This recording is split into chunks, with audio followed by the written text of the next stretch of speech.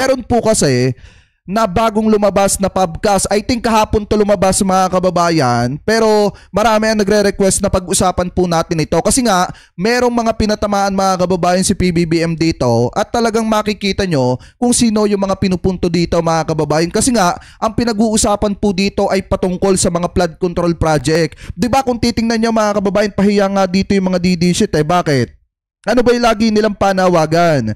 Sana daw imbestigahan na mga kababayan yung mga flood control project at wag na daw atupagin yung mga hindi mahalagang bagay. Eh di ba lagi naman nating sinasabi noon pa man na hintay-hintay lang kasi darating nga sa point na mangyayari at iimbestigahan po yan. So ngayon, yung mga pinananawagan ng mga DD shit, yung sinasabi ng mga taga-suporta ni dating Pangulong Duterte, yung pakiusap nila sa gobyerno, ngayon nangyayari na po. Ibig sabihin, nakikinig ang gobyerno po natin sa panawagan ng mga kababayang Pilipino po natin, lalo na ng mga taga-suporta ni Digong. Kasi biruin nyo, mga taga-suporta lang naman ni Digong ang isa sa pinakamaingay para pag-usapan na itong mga flood control project na ito. So ngayon, nangyayari na. Kasi nga, iniimbestigahan na mga kababayan yung mga naging palpak na flood control project at yung mga flood control project na tinipid. Ika nga mga kababayan, at gaya nga ng sabi ni Pangulong Marcos, guni-guni lang yung iba. So ngayon pakinggan po natin etong lumabas na bagong podcast ni PBBM mga kababayan about po sa flood control project. So ito i-play na po natin. Kine-credit po natin ito sa mismong YouTube channel ni Pangulong Marcos mga kababayan. So ito, play po natin. Wait lang, lakihan ko na lang. Yan. Simulan ko na po, Mr. President, Yes, with my please. first question on your recent SONA. Okay. Isa ho sa pinakapinalakpakan doon nung sabihin ninyong pananagutin ninyo, paimbestigahan ninyo yung mga palpak o di kaya non-existent na flood control projects. If I may mention some numbers, Mr. President, our news research came up with the number 980.2 billion na appropriate for flood control in the last 3 years. Yes. Okay. That sounds right. First, can you tell us, sir, what exactly did you see and what information did you get to decide to confront the issue of corruption in flood control projects and to hold people accountable? It started in last December. Nung umiikot ako dahil nga sunod-sunod yung bagyo at nakikita natin kung talagang napakabigat ng ulan. Nung nangyari na Eto partida to mga kababayan na hindi to basta impormasyon na nakarating sa kanya. Kung hindi mga kababayan, mismong ang presidente ang nagkita na may mga flood control project talaga na guni-guni lang. And in the same time, yung iba mga kababayan talagang tinipid at madaling nasira. At yung iba pa nga mga kababayan hindi talaga ginawa at wala talagang nagawa. Mismong presidente po ang nagkita at hindi po yan basta impormasyon na isinumbong lamang po sa kanya. Kaya nga mga kababayan, ganun na lang katindi at kabigat yung binitawang salita ni PBBM sa kanyang SONA. Ano po about po sa issue ng flood control. Kasi siya mismo ang nakasaksi na meron nga talaga mga proyekto na guni-guni lang. Ibig sabihin, mga ghost project mga kababayan o gawa-gawa lang na sinasabing may nagawa doon pero definitely wala naman po talaga. At mismong si PBBM ang nakasaksi po niyan. So ngayon ituloy pa natin. naman itong bagyo ngayon, pagpunta ko, nakita ko, hindi nagagawa. Akala ko ba meron tayong linagay dito? Hindi pa naumpisa, whatever. Yun, the usual excuses. Eh, sabi ko, kalukuhan na ito. Maliwanag na hindi ginagawa ang trabaho. Tapos pupunta ka sa evacuation center. Makikita mo yung mga tao, dikit-dikit. Nagsisiksikan dun sa loob. Lalo na yung mga bata, natutulog sa simento, sa gym. Mainit. Mabilis magkasakit, magkahawaan. Di natin ginagawa dapat ito sa kababayan natin. Kasalanan. Tsaka tandaan nyo mga kababayan ang sinusuportahan natin dito, ang gobyerno ni PBBM. So sana pag dumating yung time na meron tayong mga sasagasaan mga kababayan, may matatalakay tayo dito na nasa gobyerno ni PBBM, especially nasa Kamara, na mga congressman na isinusumbong ng taong bayan dahil po sa mga palpak na flood control project na yan, sana wag naman sumama ang loob ng mga kababayang Pilipino po natin. Gaya nga po ng sabi ko sa inyo, sinusuportahan natin ang gobyerno ni PBBM, pero hindi naman porket sinusuportahan natin ang gobyerno ni PBBM, papalampasin na po natin mga kababayan yung mga balitang isinusumbong mismo ng mga kababayang Pilipino po natin. Kaya nga mga kababayan, napakagandang pagkakataon yung programa ng The Big Five. Kasi doon matatalakay natin yung talagang mga mahahalagang issue ng mga kababayang Pilipino po natin na isinusumbong sa aming mga vlogger na nakakarating po sa amin. Na ito palang congressman na ito, na porket mga kababayan na kaalyado ng presidente, hindi naman po pwedeng palalampasin natin yan. Porket sumusuporta sa gobyerno ni PBBM, may ginagawa palang masama mga kababayan, hindi naman pwedeng palalampasin po natin yan. So abangan nyo doon mga kababayan sa The Big Five, matatalakay po natin yan doon. Hindi pwedeng hindi. Kasi sumbong po yan ng mga kababayang Pilipino po natin. Ang masakit pa nga dito, yung iba mga kontraktor mga kababayan, mga kongresista. At meron pa nga nabalita na isang senador, di umano mga kababayan na kabahagi din or may ugnayan din sa mga construction firm. Kaya nga kung tutusin mga kababayan, ang may mga mali din dito, yung iba mga congressman, hindi ko naman po nila lahat, yung iba mga congressman na nasa posisyon at yung iba mga senator na nasa posisyon. Kasi nga naman mga kababayan, pinapakailaman po nila yung trabaho ng DPWH. So ngayon, ipagpatuloy pa natin. And then you said, mahiya naman kayo. Palakpakan ho sila, standing ovation. Pero sino ho nga ho bang pinatutungkalan ninyo dito, Mr. President? They know who they are. Tama! Know who they are. Meron naman dyan talagang mga notorious. Matagal ng ganito ang ginagawa. I'm sorry, but they will have to account for their actions and they will have to account for the expenditures that they have made na hindi natin nakikita kung ano yung naging resulta. Sa biruin nyo mga kababayan, si PBBM pag nagsasalita hindi nag-name drop yan. Pero alam nung tao na yon na siya ang pinatatamaan. Ganyan po kasi ang presidente natin. Mabait pero mga kababayan matalim magsalita. Kasi nga biruin nyo nung nagpahaging siya doon sa kanyang zona, oo may mga pumapalakpak sa kanya, pero mga kababayan aminin man natin or hindi, marami ang tinamaan sa sinabi ni PBBM. Kaya nga biglaan kung makikita ninyo yung may mga insertion dyan, diba biglaan nag-propose ng resolution mga kababayan or biglaan gumawa ng resolution na bawal na yung mga nasa posisyon na mangontrata or makipag-sabuatan mga kababayan dun sa mga kontraktor, especially yung ibigay yung mga proyekto ng gobyerno sa mga kamag-anak. May tinamaan Kaya biglaan mga kababayan yung mga aksyon na ginagawa po nila ngayon. At dito natin makikita sa investigasyon about po sa mga flood control project, about po sa mga proyekto ng gobyerno, makikita natin dyan kung sino talaga yung mga notorious na kumakamal ng pera ng sambayan ng Pilipino. Hindi porkit kaalyado or sumusuporta ka sa presidente, pag lumabas yung pangalan mo dyan, ididepensa ka ng mga vlogger. Hindi pwedeng ganon. Dapat harapin mo yung pananagutan mo kasi nagkamali ka especially sa issue ng mga flood control. Pera ng taong bayan yung pinag-uusapan dyan. Kaya kung ikaw, kahit pakaalyado ka ng presidente, basta nagkamali ka, dapat kang magbayad. Ganon lang naman kasimple mga kababayan. Ano po ngayon, ipagpatuloy pa natin. Sa ngayon ho, ito'y warn. Tandaan nyo yung mga pro-government vlogger, hindi po yan yung mga vlogger mga kababayan. Tandaan nyo na katulad ng mga vlogger ni Digong, na kahit mali si Kibuloy, ipagtatanggol. Hindi po ganon ang mga pro-government vlogger. Hindi porkit kaalyado ni Digong, ipagtatanggol na kahit hindi na masikmura yung ginagawa. Sa amin po kasi mga kababayan, malaya kami na nakakapagpahayag na mga gusto namin sabihin. Wala po nakakapag-control sa amin at sasabihin namin ang gusto po naming sabihin, lalo na kung kapakanan ng mamamayang Pilipino yung nakasalalay. Ano po ngayon, ipagpatuloy pa natin. Ito'y order to conduct an audit, to hold people accountable. Ang tanong ho siguro ngayon, is President Marcos going to crack the whip? Really crack the whip on those responsible? The key thing here is to fix the problem. I always say this, but I'm sure you've heard me say it before. Fix the problem, not the blame. You cannot fix the problem without knowing who to blame. Yes. So that one thing follows another. So for us to fix the problem, we have to know what happened and where did it go wrong at sinong dapat managot. Meron dapat naman managot dahil sa dinadaanan na hirap na dinadanas ng ating mga kababayan. They have to be told who is responsible and somebody has to answer for their suffering. Paano ho kung kaalyado ninyo? Sorry na lang. Hindi na kita kaalyado kung ganyan ang ginagawa mo. Ayaw na kita kaalyado. Alam niyo mga kababayan, sa totoo lang, dahil po sa sinabi ni Presidente dito sa part na ito, dito talaga mga kababayan mas nabuhayin yung mga vlogger. Bakit? Na magsalita ng malaya. Bakit mga kababayan?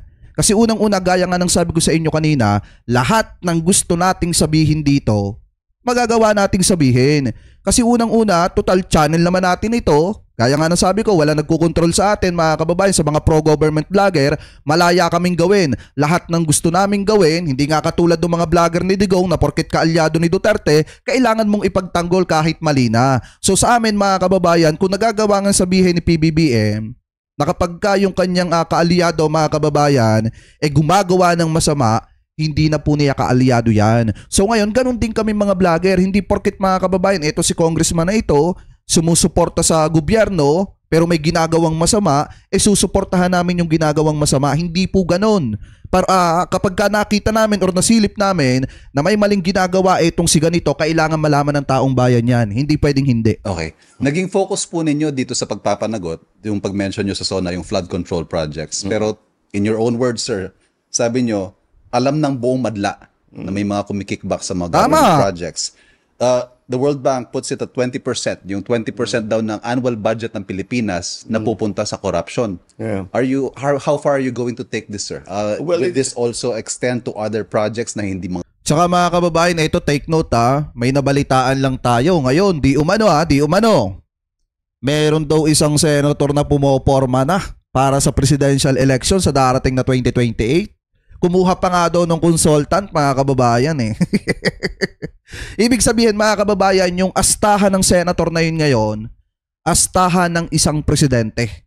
Kung ano yung pinupunto natin mga kababayan, yan po yung ginagawa ng senator na yun ngayon. Umaasta ng presidente at kumuha pa nga ng consultant para palakasin yung kanyang pangalan sa kabisayaan. So alam ko yung iba dyan may mga idea na, pero sige mamaya, pag-usapan natin sa next live natin mga kababayan. Pero anyway, focus muna tayo dito sa issue ng flood control. Mga flood control na posibleng kumikickback din ng mga opisyal ng gobyerno. It has to be evenly applied. Hindi naman maaari, dito lang tayo nag-audit, dito lang tayo naghahanap ng mananagot. Kailangan lahat, kung sino man may naging kasabwat dito sa ganyang klaseng pagtrabaho, sorry na lang, kagaya na sabi ko, sorry na lang. May calls ho to have a third party conduct this audit, this review of all these projects. Well, wag daw po DPWH. What's your take on this? Hindi talaga DPWH. Tama. Hiningi lang natin, hindi nang hiningi. Kinuha na natin yung listahan. Kaya yung mahalaga doon sa aming pinag-usapan na isa sa publiko natin. So malalaman ng tao. Tama. Yung tiga doon, barangay 1, 2, 3. Sasabihin, tiga namin yun. Wala naman kami nakitang ganito. Ito yung pinakamaganda. Ito yung pinakamaganda na gusto mangyari ng presidente. Kapag lumabas yung resulta ng mga investigasyon, isa sa publiko po yan. So malalaman ng sambayan ng Pilipino kung sino itong mga kurap na ito na nakinabang at nagpayaman gamit ang pera ng mamamayang Pilipino. Biruin nyo kung gaano kasakit sa taong bayan nito. Habang binabaha ang taong bayan, pasimpleng ninanakawan. Naukuha nyo yung pinupunto. Kasi mga kababayan, sa totoo lang, eto po mga flood control project na ito, ang akala ng taong bayan mapapakinabangan kapag umuulan ng malakas. Pero dahil nga sa mga kurap dyan, kita nyo naman kung ano yung nagiging resulta. Mismong kalikasan ang nagpapatunay na kurap talaga mga kababayan itong mga naka-assign na ito. Hindi ko naman po nila lahat sa mga flood control project. Ibig sabihin kumikickback sila ng malaki dyan dahil tinitipid nila yung pagpapagawa ng mga drainage mga kababayan at iba pa.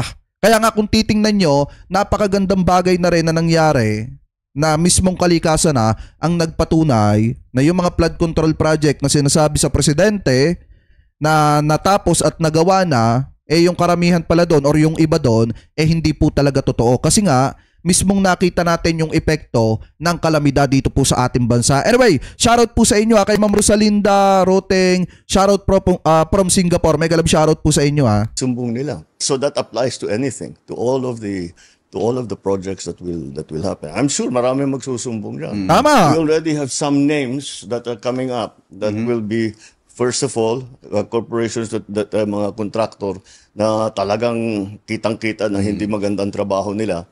So, we will put them on a blacklist. Hindi na sila pwedeng magkontrata sa gobyerno. Number 2, lahat ito, yun na nga, kakasuhan natin. Sasabihin natin, saan napunta yung pondong ito? Saan napunta sa ganyan? Pag hindi sila makapag-explain na mabuti, we will have to take it to the next step. Kaugnay po nung utos nyong yan na i-audit ito mga projects na ito, sinabi nyo rin that you will return a general appropriations bill that is not in line with your NEP. Yeah. Never mind if you have to resort to a reenacted budget. Sure. Two things, sir. One, this early, Senate President Cheese is saying na hindi pwedeng hindi galawin ng Senado ang budget o ng legislature ang budget. We have the power of the purse. Yes. Ano hong masasabi nyo rito? He's right. Let's remember ko ano yung sinabi ko dun sa Suno.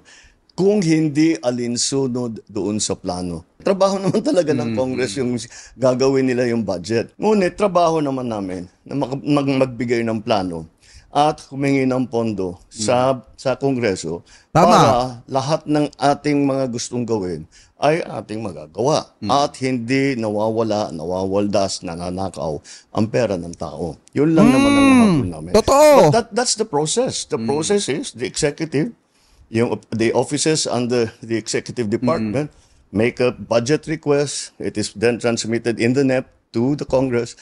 Tapos susuriin na ngayon yan.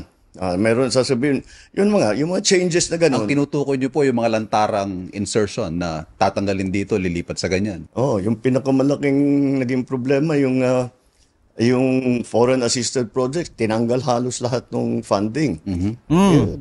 Kailangan natin ibalik yun dahil importante yung mga foreign assisted. Yun nga yung pinakamasakit mga kababayan ay yung mga mahahalagang proyekto ng gobyerno. Yung iba doon, yun yung tinanggal, yun yung hindi napondohan. Mga kababayan, tapos yung mga insertion ni Nachis Escudero, yun pa yung nauna.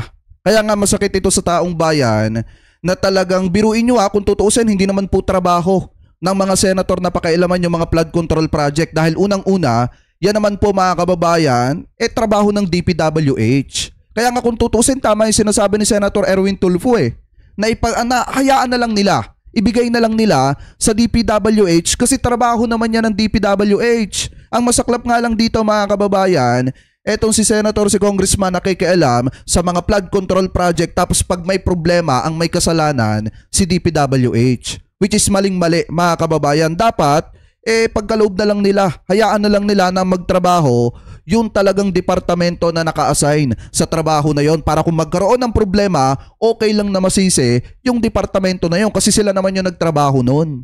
'Di ba? So ngayon ang masakit dito, pag nagka-problema yung proyekto ni Congressman, ni Senator, ang masisisi at may kasalanan, yung DPWH, mga kababayan, yun yung nakakalungkot dyan. Assisted projects. At saka sinisira pati yan ang reputation natin. Yes. And Tama. the worst part of this all, yung napupunta, kuminsan yung mga project na hindi maganda, napupunta sa unappropriated. Ano yun? Utang yun. Nangungutang tayo para pangrakot itong mga ito. Yun yung masakit. Sobra na yun. Sobra na yun. Secondly, I said there are 2 points related to this question, sir. Are you prepared to reenact a budget? Oh, yes. Hindi na ho siya responsive sa mga plano ng administrasyon ninyo? Well, yes, I'm willing to reenact the budget if that's what we'll have to do. Since I made it already, I made New Year's Day the hard deadline. I'm sure we will find a way. I'm sure we will find a way. Ayan mga kababayan, ako titingnan nyo, napakaliwanag ng paliwanag ng presidente dyan.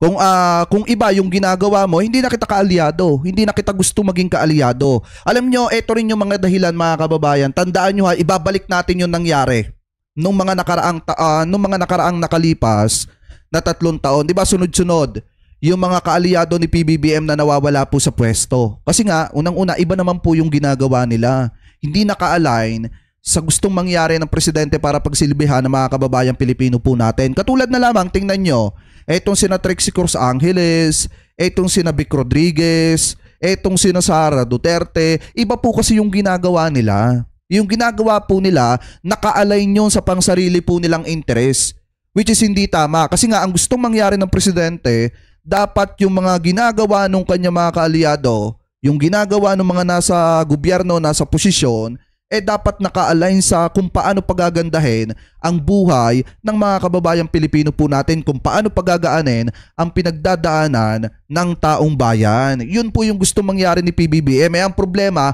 iba yung ginagawa nung iba niya mga kaalyado. Kaya kung mapapansin nyo, nawawala sa pwesto yung mga yan dahil talagang sa totoo lang, sinisibak po yung mga yan pero binibigyan ng magandang exit.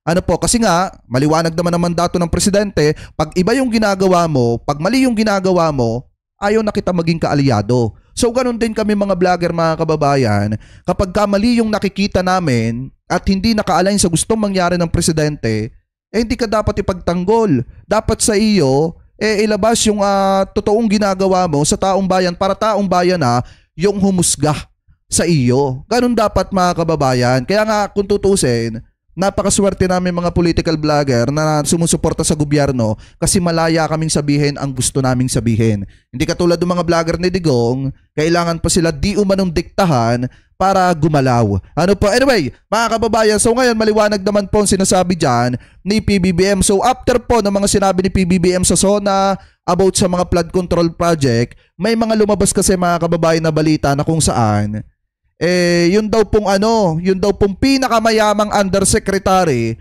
ng DPWH mga kababayan ay sinibak daw ni PBBM dahil daw po sa issue ng flood control. So sino yon mga kababayan at bakit nasibak? So eto, play po natin. Galing po ito sa Billionario News Channel ikinecredit po natin sa kanila. Sinibak ni Pangulong Bongbong Marcos ang isang undersecretary ng Department of Public Works and Highways o DPWH. Nagpayaman lang daw kasi ito sa pwesto ayon kay Senador Erwin Tulfo. Ang detalye sa agenda report ni Dexter Ganibe ng Abante.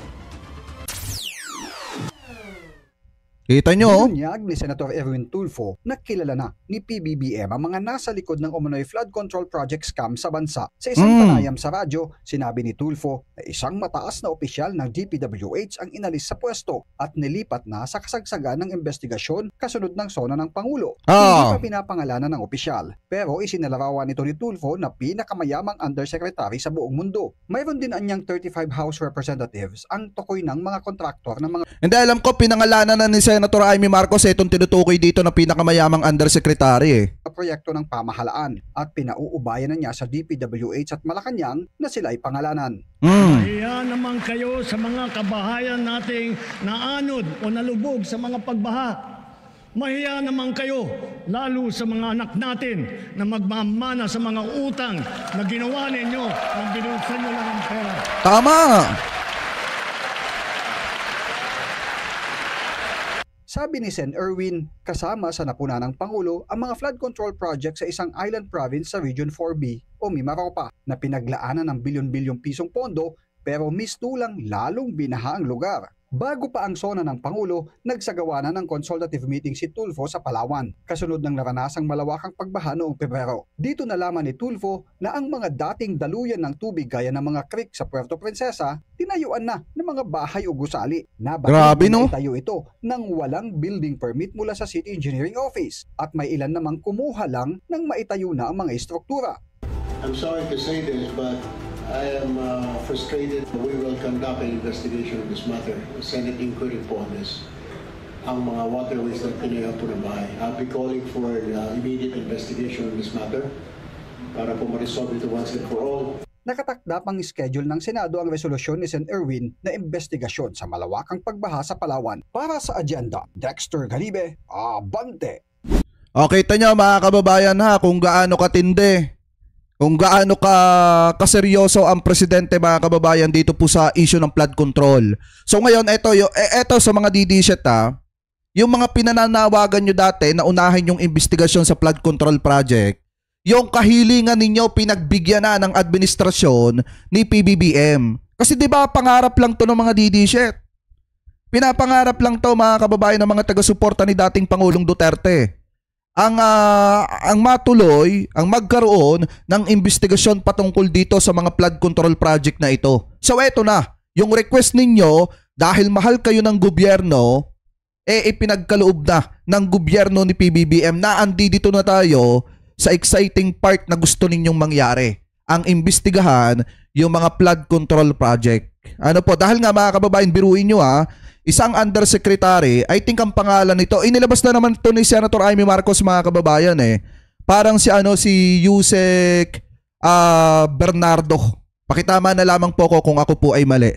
Yan po ata yung pinangalanan ni Senator Amy Marcos, mga kababayan, na pinakamayamang undersecretary na na sinibak sa pwesto sa kasagsaga ng investigasyon about po sa issue ng flood control project, mga kababayan. Dahil lang alam naman po natin na ang isa sa pinakatinatamaan na matinding investigasyon na yan ay ang DPWH, kasi sila po ang naka-assign, mga kababayan, sa mga flood control project na yan. So sana yung mga kongresista na nababanggit din ng mga nagnegosyo, mga kababayan, sana maimbestigahan din yung mga yan para hindi lang DPWH yung yung naiipit, mga kababayan, sa isyong ito. Kasi hindi naman po lahat ng issue ng flood control project hawak po ng DPWH. Yung iba nga, gaya nga nasabi, mga kababayan, sa ibang mga pahayagan, nininegosyo din, mga kababayan, nung ilang mga kongresista. Wala po tayong pinapatamaan. Ang sa atin lang, sana maimbestigahan din yung patungkol sa mga bagay na yan. Sabi ni sino kaya yung undersecretary na yon? Parang si Yusek Bernardo. Pakitama na lamang po ko kung ako po ay mali. Kasi biruin niyo, mga kababayan, siguro kaya po di umano yumaman ito ng sobra dahil baka malaki yung kickback doon po sa mga flood control project. Ako nagtatanong lang naman, mga kababayan.